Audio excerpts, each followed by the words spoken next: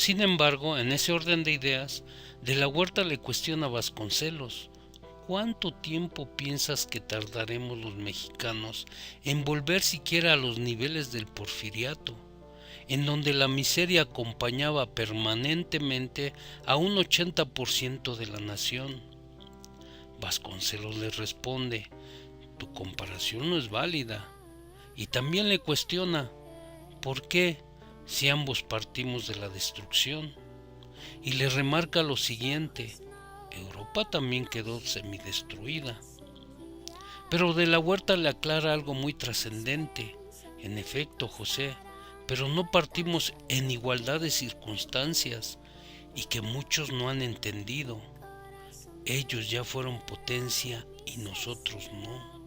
O más bien dicho, nunca se nos ha permitido ser potencia, porque tenemos todo para hacerlo, y esto no le conviene a los que vienen a saquearnos. Pero Vasconcelos le refuta: sí, pero ahora están hechos polvo al igual que nosotros.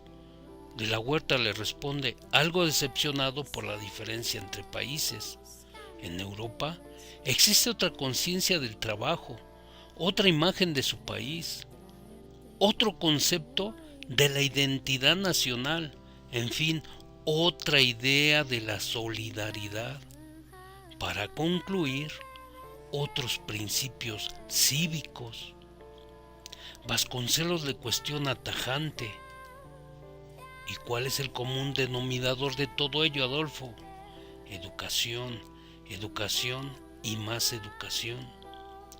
Y le pregunta con vehemencia: ¿cómo pretendes enseñarle a un indio yaqui las teorías cívicas de la identidad nacional si no saben leer ni escribir? Y su panorama general de nación se reduce a sus milpas. En un breve paréntesis, solo recordemos que este diálogo se llevó a cabo en los años 20 del siglo pasado, y Vasconcelos cae en una contradicción al querer enseñarle a los indígenas la literatura griega si no saben leer ni escribir. Y yo les pregunto: ¿qué diferencia existe entre aquellos años con la actualidad? ¿O algún día podremos entender la siguiente afirmación: el secreto de la libertad radica en educar a las personas, mientras que el secreto de la tiranía está en mantenerlos ignorantes? Vasconcelos continúa con su cuestionamiento: ¿cuál conciencia patriótica vas a invocar para efecto de la reconstrucción nacional?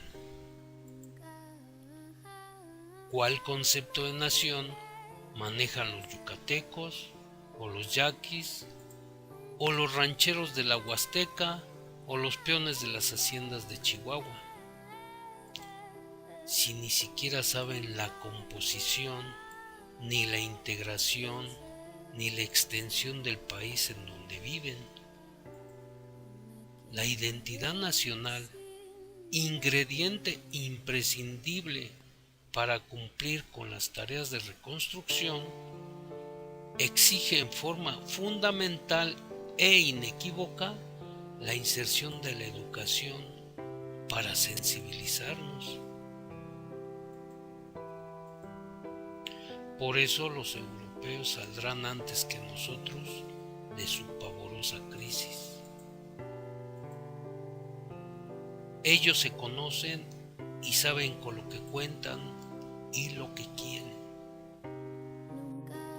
Y concluye cuestionando el secretario de Educación: ahora ve y pregúntale a un pescador de Veracruz qué es ser mexicano,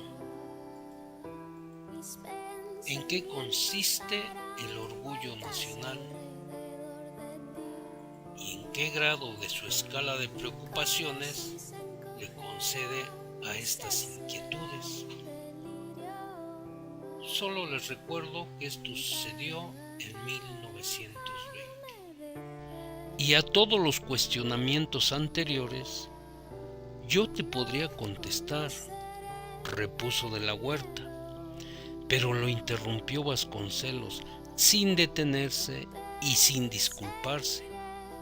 Si no hay una conciencia de nuestra identidad nacional, si estamos desintegrados, agrediéndonos, permitiendo que nos dividan, dejando que nos impongan voluntades sin consultarnos, expresando incoherencias y nos encontremos dispersos y nunca lleguemos a un acuerdo, sin una meta colectiva que alcanzar,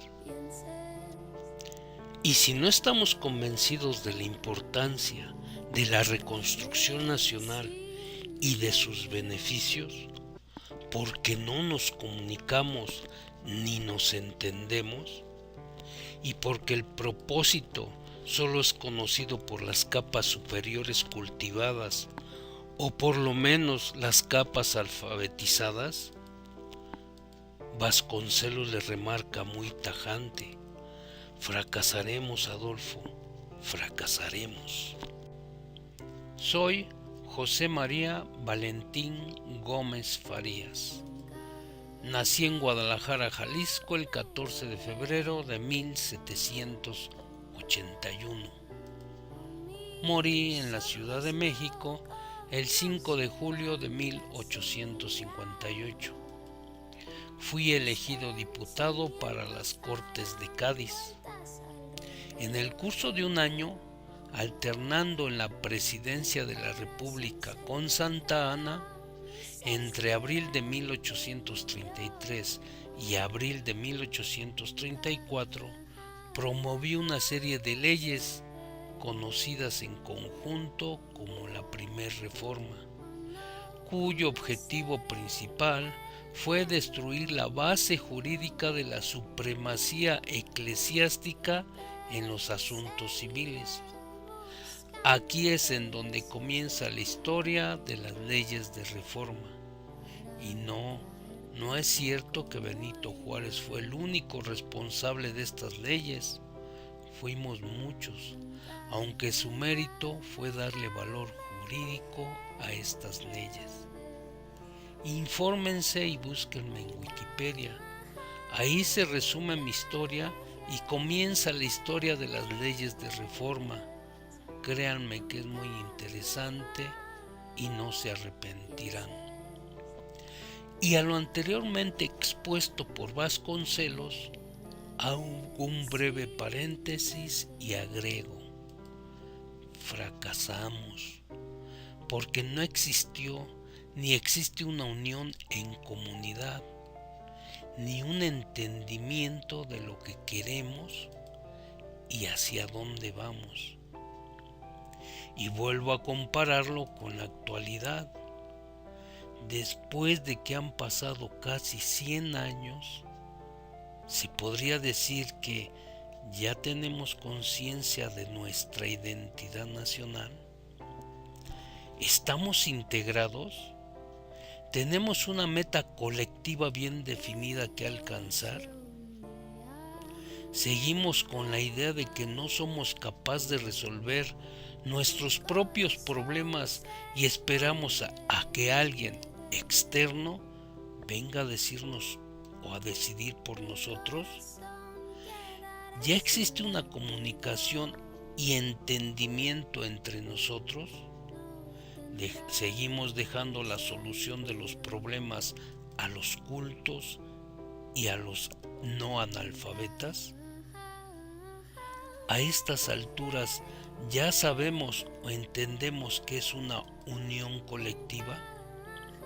En aquellos años, el analfabetismo era el obstáculo para lograr una unión. Y ahora, ¿qué es lo que nos detiene para lograr esa unión?